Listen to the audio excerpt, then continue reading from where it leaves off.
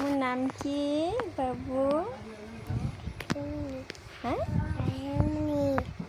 জোরে বলো। রাইসুমনি। তোমার বাবার নাম কি? রুবেল। মার নাম কি? সালমা। সালমা। তোমাদের বাড়ি কোথায়? এটা? তোমরা কোথায় থাকো? ঢাকা কোথায় থাকো? ঢাকা কোথায় থাকো? ঢাকা ঢাকা উত্তরায় থাকো না?